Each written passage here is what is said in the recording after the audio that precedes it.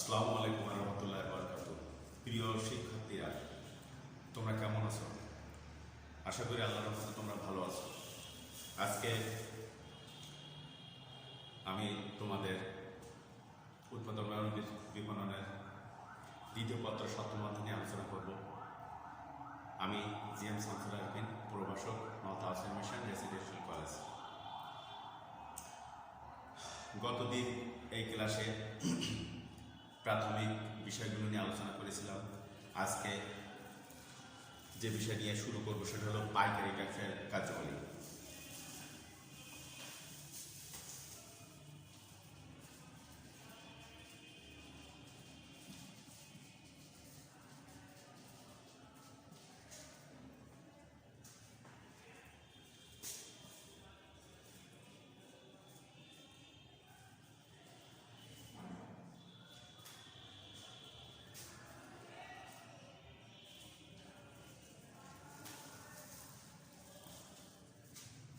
পাইকারি ব্যবসায়ের কার্যাবলী। মধ্যস্থ ব্যবসায়ী হিসেবে পাইকারিদের ভূমিকা অপরিসীম এবং উৎপাদনের কাছ থেকে পণ্য সংগ্রহ করে খুচরা ব্যবসায়ীর কাছে পণ্য বিক্রি করে থাকেন হলো পাইকারি ব্যবসায়ী। তাই সহজেই অনুমেয় যে একজন পাইকারি ব্যবসায়ী উৎপাদনকারী এবং খুচরা ব্যবসায়ীর জন্য কতিপয় কার্যক্রম সম্পন্ন করে থাকেন। তাছাড়া সমাজের জন্য পাইকারিদের কিছু করণীয় আছে। তার নিজস্ব দায়িত্ববোধ থেকে এই বিষয়গুলো উৎপত্তি হয়। নিচে বিভিন্ন দৃষ্টিকোণ থেকে পাইকারি ব্যবসার কার্যাবলী আলোচনা করা হলো। তাহলে পাইকারি ব্যবসার কার্যাবলী প্রধানত তিন ভাগে ভাগ করা যায়। প্রথমত হলো উৎপাদকের প্রতি কার্যাবলী।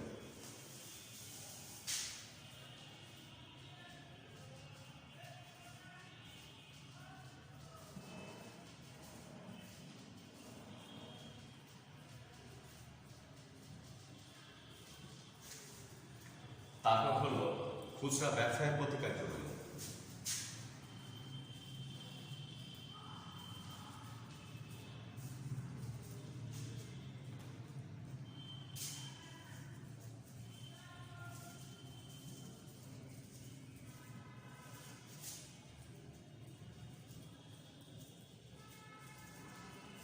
তারপর আছে হলো সমাজের প্রতি কার্যাবলী।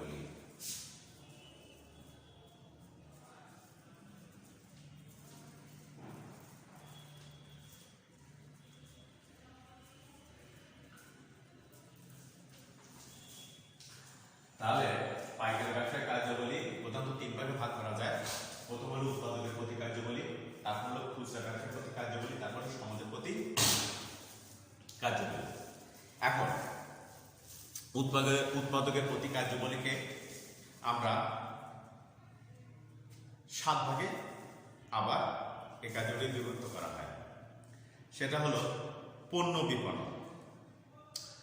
পণ্য উৎপাদনকারীর প্রধান কাজ হলো পণ্য বা সেবা উৎপাদন করা। তাছাড়া উৎপাদনকারী পণ্য বা সেবা উৎপাদন দক্ষ হলেও বিক্রি বা বিপণন কার্যক্রমে তত দক্ষ নাও হতে পারে। এক্ষেত্রে পাইকাররা পণ্য বিপণনে অগ্রণী ভূমিকা পালন করে বলে উৎপাদনকারী অনেক ঝামেলা থেকে রক্ষা পান। তাহলে পণ্য বিপণনের ক্ষেত্রে উৎপাদনকারীরা সরাসরি যে পণ্য বিপণন না করতে পারে, সেক্ষেত্রে পাইকারি ব্যবসায়ীরা সেই পণ্য বিপণন করার অগ্রভূমিকা পালন করে এবং উৎপাদকের অনেক দায়িত্ব বা ঝামেলা কমে থাকে। তারপর আছে পণ্য সংরক্ষণ। উৎপাদনকারী পণ্য উৎপাদন করার পর সেটা সংরক্ষণের ব্যবস্থা তাদের দ্বারা যত করতে হয় তার চেয়ে সেই পণ্যটা পাইকারি ব্যবসায়ীরা বিক্রি করার মাধ্যমে পণ্য সংরক্ষণের যে কার্যবলী সেটা পালন করে থাকে পাইকারি ব্যবসায়ী। এক্ষেত্রে পাইকারি ব্যবসায়ীরা একসাথে অনেক পণ্য ক্রয় করার পরে সেই পণ্যটা সীমিত পরিসরে বা আস্তে আস্তে বিক্রি করার জন্য সেই পণ্যগুলো একটা নির্দিষ্ট একটা জায়গায় স্থানে গুদামজাত করে বা সংরক্ষণ করে থাকে। এটা হলো উৎপাদকবাদী পাইকারি ব্যবসায়িক কার্যকরী। তারপরে বাজারের তথ্য সরবরাহ।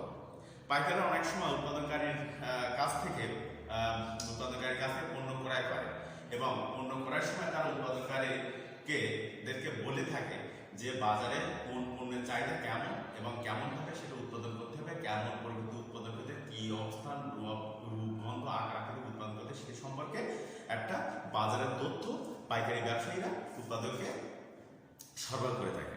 তারপরে অর্থসংস্থান, পণ্য উৎপাদনে সহায়তা করার জন্য অনেক সময় পাইকারি ব্যবসায়ী উৎপাদনকারীকে অগ্রিম টাকা দিয়ে থাকে।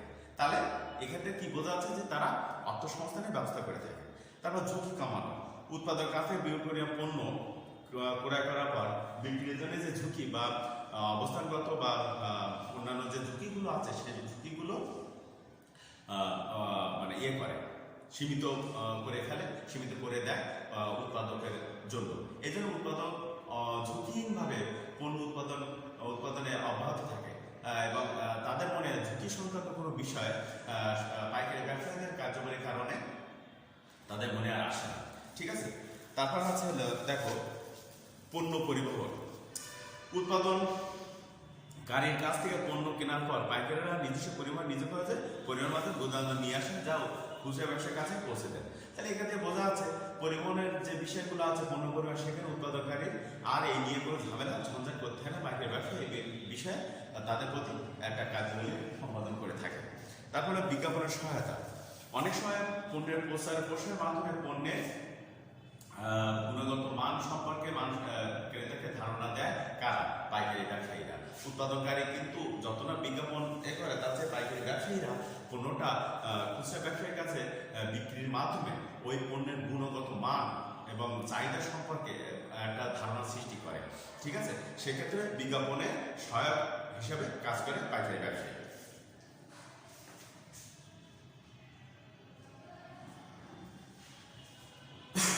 মোটামুটি এটা হলো পাইকারি ব্যবসায়ের কার্যাবলী, উৎপাদকের প্রতি তার কার্যাবলী। এবার যে বিষয়টা আলোচনা করব খুচরা ব্যবসায়ের প্রতি কার্যাবলী। খুচরা ব্যবসার প্রতি এরও কার্যাবলী অনেক আছে, যেমন ক্রয় প্রতিনিধি, আর্থিক সহায়তা, পরামর্শ দেওয়া, পরিবহন ব্যয় কমানো, পণ্য ফেরত ইত্যাদি। ক্রয় প্রতিনিধি কি? পাইকাররা সাধারণত খুচরা ব্যবসায়ীর কাছ থেকে পণ্য সরবরাহের লক্ষ্যে উৎপাদনকারীর কাছ থেকে পণ্য কেনেন। এর ফলে খুচরা ব্যবসায়ীরা তাদের কাছাকাছি কোনো পাইকারের কাছ থেকে পণ্য কেনার সুযোগ পান। তাই পাইকারদের খুচরা ব্যবসায়ীদের ক্রয় প্রতিনিধি বলা হয়। তারপর আছে আর্থিক সহায়তা। অনেক সময় পাইকার তার খুচরা ব্যবসায়ীদের বাকিতে পণ্য কেনার সুযোগ দেন। কোনো কোনো ক্ষেত্রে খুচরা ব্যবসায়ীরা তাদের পণ্য বিক্রি করে তারপর পাইকারদের টাকা পাওনা পরিশোধ করেন। তারপর আছে দেখো পরামর্শ দেওয়া। খুচরা ব্যবসায়ীরা কিভাবে পণ্য বিক্রি করে মুনাফা অর্জন করতে পারেন সে বিষয়ে পাইকাররা বিভিন্ন ধরনের পরামর্শ দিয়ে থাকেন। যেমন পণ্যের মূল্য কত নির্ধারণ করতে হবে, কিভাবে পণ্য মজুত এবং সরবরাহ করবে, বিক্রত সেবা কেমন হবে, পণ্যের ভবিষ্যৎ চাহিদা বাড়বে কিনা বা কমবে কিনা এই সম্পর্কিত বিভিন্ন পরামর্শ খুচরা ব্যবসায়ীদের দিয়ে থাকেন হলো পাইকারি ব্যবসায়ীরা। তারপর হলো পরিবহন ব্যয় কমানো। পাইকারি ব্যবসায়ীরা কিছু ক্ষেত্রে নিজ খরচে পরিবহন ব্যবস্থার মাধ্যমে খুচরা ব্যবসায়ীদের কাছে পণ্য সামগ্রী পৌঁছে দেন। ফলে আর্থিকভাবে লাভবান হওয়া ছাড়াও খুচরা ব্যবসায়ীরা পরিবহন ব্যবসা সম্পর্কিত ঝামেলা থেকে মুক্ত থাকেন।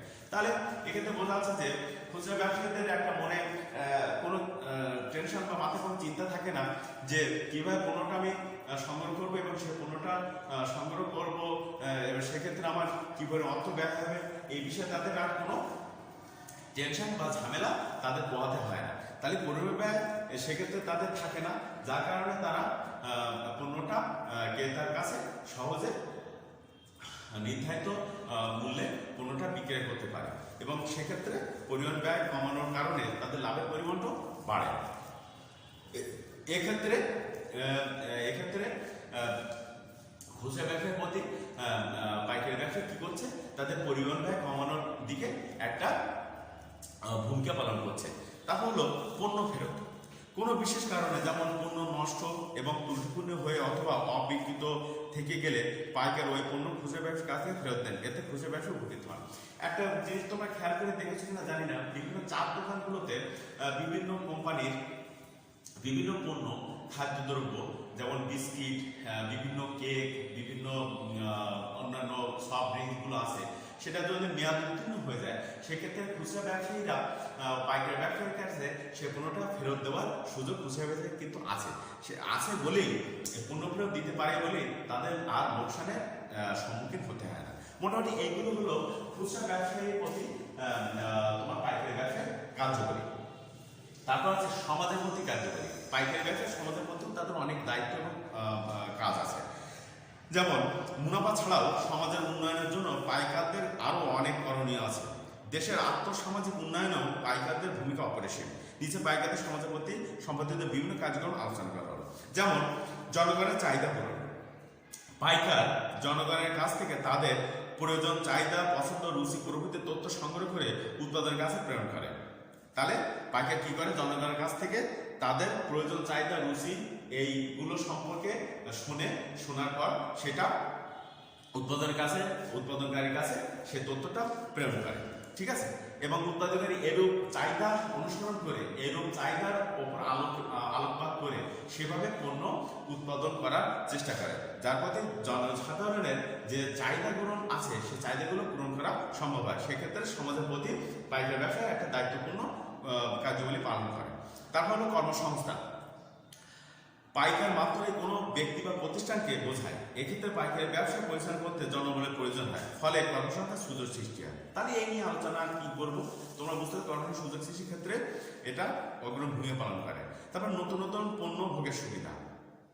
পাইকাররা অনেক সময় দেশীয় নতুন নতুন পণ্যের পাশাপাশি বিদেশীয় পণ্য খুচরা ব্যবসায়ীর কাছে সরবরাহ করে থাকেন, ফলে দেশের জনসাধারণ নতুন পণ্য ভোগ বা ব্যবহারের সুবিধা পেয়ে থাকে। তাহলে কি বোঝা যাচ্ছে যে দেশের পণ্য ব্যবহারের সাথে সাথে বিদেশি পণ্য খুচরা ব্যবসায়ীর কাছে সেটা সরবরাহ করার চেষ্টা করে, এবং চেষ্টা করার মাধ্যমে যেমন এলসির মাধ্যমে বিভিন্ন আমদানি রপ্তানি, বিশেষ আমদানিকারকের মাধ্যমে এরা পাইকারি ব্যবসা হিসেবে কাজ করে, এবং এরা খুচরা ব্যবসায়ীর নিকট বিদেশি পণ্য ক্রেতার নিকট পাঠাতে সাহায্য করে। ঠিক আছে? তারপর জীবনযাত্রার মান উন্নয়ন। ক্রেতাদের চাহিদা পূরণের লক্ষ্যে অনেক পাইকারি ব্যবসায়ী বিদেশ থেকে পণ্য আমদানি করেছেন। নতুন এবং বৈচিত্র্যময় পণ্য ভোগের পরিমাণ বেড়ে যাওয়ায় এদেশের মানুষের জীবনযাত্রার মানোন্নয়ন হচ্ছে। তাহলে মানোন্নয়ন কি করতেছে? ক্রেতার চাহিদা অনুযায়ী ক্রেতাদের চাহিদা পূরণের লক্ষ্যে অনেক পাইকারি ব্যবসায়ী বিদেশ থেকে বিভিন্ন পণ্য আমদানি করে সেই আমদানিকৃত পণ্য ক্রেতার নিকট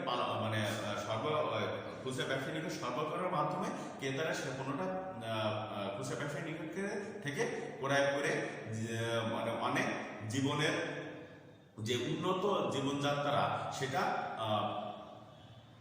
করার চেষ্টা, জীবনযাত্রা ভোগ করার সুযোগ পাচ্ছে। তাহলে এই হলো মোটামুটি সমাজের প্রতি পাইকারি ব্যবসায়িক কার্যকরী। এবার যে বিষয়টা নিয়ে তোমাদের সাথে আলোচনা করবো, খুচরা ব্যবসায়ী নিয়ে। ঠিক আছে?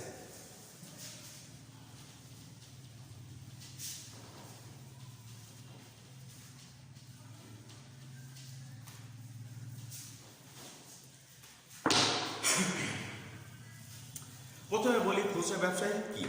সাধারণ ভাষায় চূড়ান্ত ভোক্তার কাছে পণ্য বা সেবা সামগ্রী বিক্রির কাজকে খুচরা ব্যবসা বলে।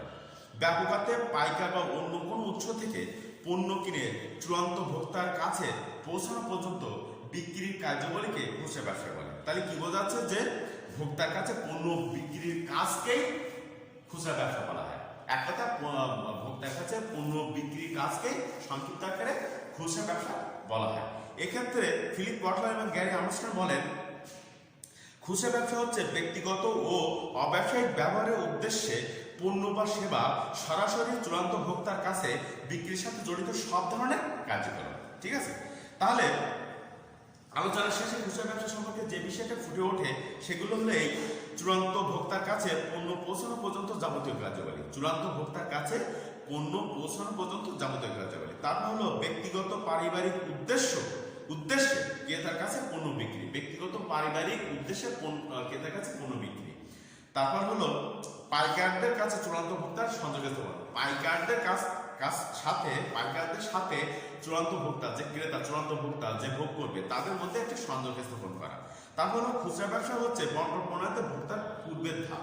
এক কথা হলো বন্টন প্রণালীর শেষ ধাপ হলো ভোক্তা, তার আগের ধাপ হলো খুচরা ব্যবসায়ী। তাহলে আগে এই ক্ষেত্রে কি বোঝা যাচ্ছে যে পাইকারি ব্যবসা, খুচরা ব্যবসা, ভোক্তা, চূড়ান্ত ভোক্তা। পাইকারি ব্যবসা, খুচরা ব্যবসা এবং চূড়ান্ত ভোক্তা। তাহলে পাইকারি ব্যবসা চূড়ান্ত ভোক্তার মধ্যে সেতু বন্ধন স্থাপনকারী হিসেবে খুচরা ব্যবসায়ী অবস্থান করে এবং খুচরা ব্যবসায়ী গুরুত্বপূর্ণ ভূমিকা পালন করে। এবার খুচরা ব্যবসায়ীর বৈশিষ্ট্য।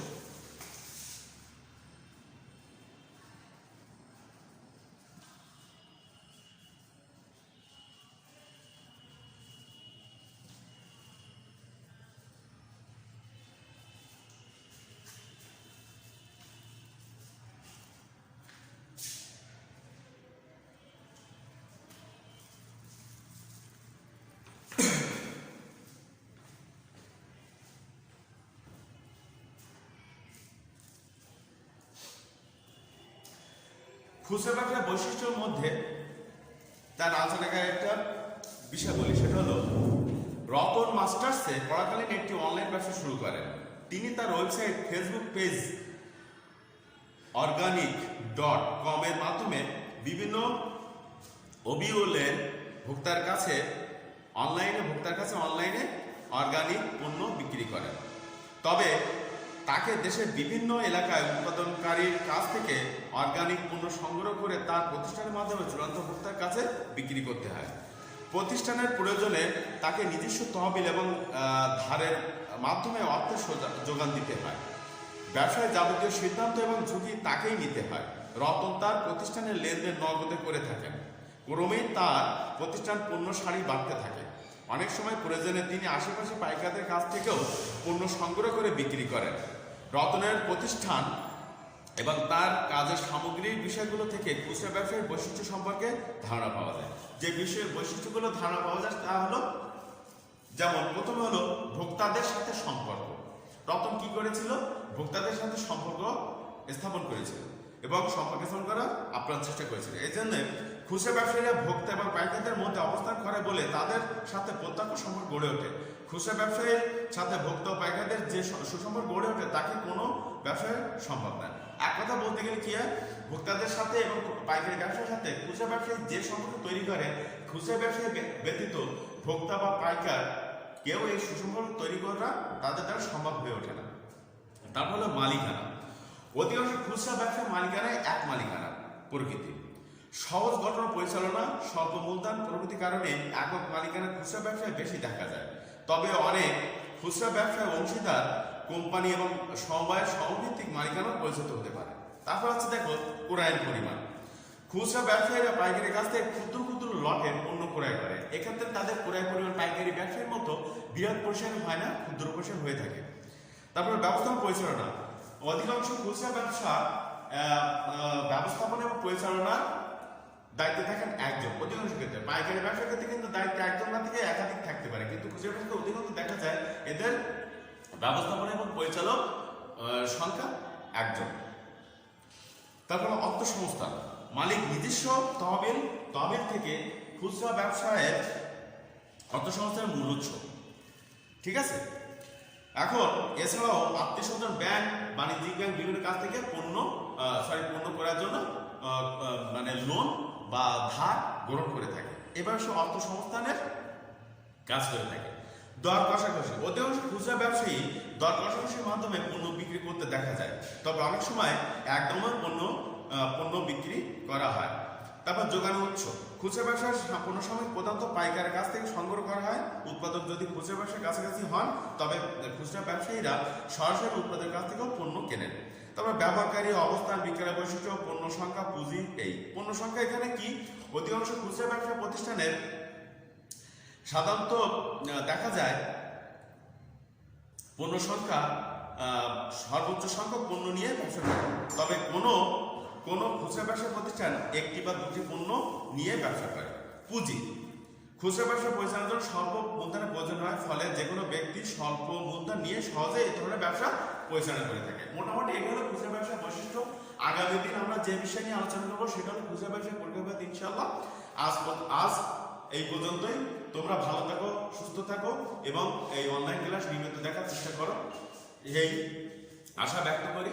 আর কোনো সমস্যা থাকলে সেই সমস্যা আমাদের কলেজের ফেসবুক আইডিতে তোমরা ইনভেস্ট করবে, সমস্যা সমাধান করার আপ্রাণ চেষ্টা করবো। তা সবাই ভালো থাকো, সুস্থ থাকো। আসসালামু আলাইকুম ওয়া রাহমাতুল্লাহি ওয়া বারাকাতুহু।